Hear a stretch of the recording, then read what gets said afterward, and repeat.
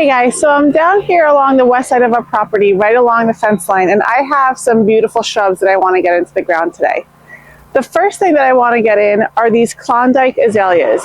Now these are absolutely stunning, and I haven't seen anything like this in my area, in any of the garden centers that I've been to. So I ended up picking up 3 of them because they're so unique to me. Their flowers are this bright orangey yellow, and they come out in giant clusters and they almost look tropical. Now these are deciduous azaleas and they get quite large. They get anywhere between 5 to 6 feet tall as well as wide. So you need to give them some space if you're going to let them grow to their full potential.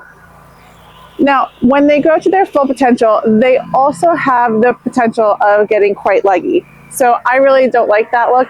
So I'm going to be cutting mine back every couple of years just to make sure that they stay a nice size and they don't get that legginess look to them. When I do prune them back, I need to make sure that I'm not pruning them back at a time when I want to cut off next year's blooms. So I want to prune them back anytime before July because these do bloom on old wood. Now where I'm going to be placing them, so I currently have 3 buckthorn right along the side of my driveway. And I don't know what's going on with them. They look absolutely awful. So I'm going to be pulling those out and I'm going to be placing these there instead. The other thing that I want to work on just in general within this garden bed is just the colors. I think the garden bed that I have right next to it, I did a really nice job in terms of intermingling shrubs that have different stories to tell in terms of their colorway. I have a nice bright chartreuse barberry, I have bright red barberry, I have 9-bark, and all that adds a lot of depth and interest into the garden bed. This still looks a little bit flat to me. Now I do also have a smoke bush and a weigela coming up that's going to add some of that darker color of leaves into the garden bed, but that doesn't come up until much later. So they're still kind of hidden in the garden bed because they're just starting to leaf out now, so you can't see it. So because these azaleas start blooming earlier, I think it's going to help me add that color and dimension into the bed that I'm looking for. Now the other thing that I'm going to be adding into the bed as well is this Harry Lauder red dragon. Now I have a bunch of Harry Lauders in my yard as well, and they are so interesting because they give you that winter interest that I haven't seen before. They have this really intricate shape in terms of their branch structure. When they are leafed out, they're just another shrub. What I like about this one though, my other ones that I have are all the green leaves. This one specifically is the burgundy leaf, and I really, really like the color of these burgundy leaves. So I'm actually going to be putting it on the inside of my fence, which has a similar issue that I was talking about. Everything that I picked to go in there is just very flat at this time of year because everything is that same color green, and I'm hoping that adding some of this is going to add a little bit of depth to that color bed. I don't know why I keep saying color bed. I meant garden bed. You guys know what I mean. So I'm going to go ahead and get started, and I'm going to talk to you as I go. So before the azaleas go in the ground, these 3 buckthorn have to come out. They weren't thriving, and on top of that, they were leaning. I think the weight of the snow this winter finally pushed them past the point of no return. The color was off, they weren't putting on new growth the way they should have been, the texture was off, and honestly, every time I walked past them, I felt a little bothered. And I know some of you are going to ask if I ended up moving them, but the answer is I really didn't. I just ended up taking them out. I've been doing this long enough to know when a plant and a gardener just aren't the right fit for each other, and this is an example of that.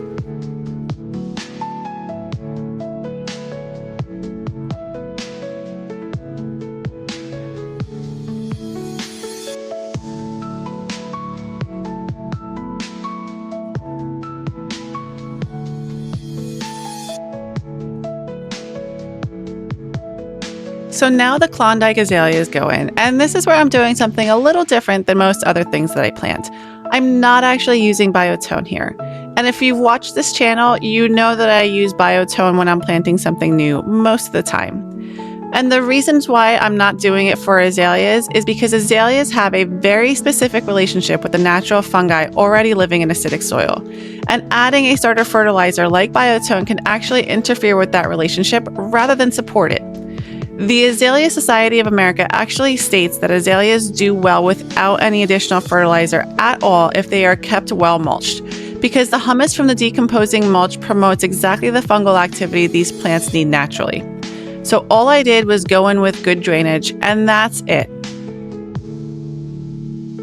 Now, if you happen to notice an outfit change, I did just get back from my son's baseball game. So anyway, I'm back at the project. Now I'm going to be planting the red dragon Harry Lauder Walking Stick shrub. I am going to be squeezing it into this garden bed. Now this garden bed is the first garden bed that I started when we moved into this house. And I loved it in the beginning. And somehow it's now one of my least favorite garden beds, at least during this time of year. And the reason is there's a lot of things that are coming up and the daffodils that have all died down. And so all of the texture is that grassy texture, and it's just a lot of the same green over and over again. And so it's something that I definitely need to work on. And so it's something that I'm going to be focusing on a lot this year. That's why I'm going to be adding this in here. It adds a little bit more interest and adds something that isn't anywhere near all the other things that are in it. Now, once the hedge of hydrangeas come into bloom, I end up loving the garden bed again. But there's that weird time frame between when the daffodils are blooming to when the hydrangeas start blooming that I just don't really love the look of the bed. And like I said, it's something that I'm going to be paying attention to, moving things around and changing up this year. So let me go ahead and get that planted. This is the Red Dragon Harry Lauder Walking Stick. Every branch grows in a completely different direction. It's twisted, corkscrewing, and totally unpredictable, which make it a great option for fall and winter interest. It holds deep burgundy foliage from spring through fall, but in the winter when it goes bare, those contorted branches become completely sculptural in the garden. And in late winter, before a single leaf even appears, it produces these long, pendulous catkins hanging from the stem. That's 4 seasons of interest in one plant. It tops out at about 5 or 6 feet tall and wide, so it's compact enough for the front of the bed and substantially enough to anchor it. Going into the hole, I'm adding biotone and gypsum. The biotone to support root establishment and the gypsum to help loosen the soil and improve drainage over time, because right here in this spot is really heavy clay. And again, I'm placing it here in the front of the bed specifically to echo the burgundy that's already happening in the beds next to it.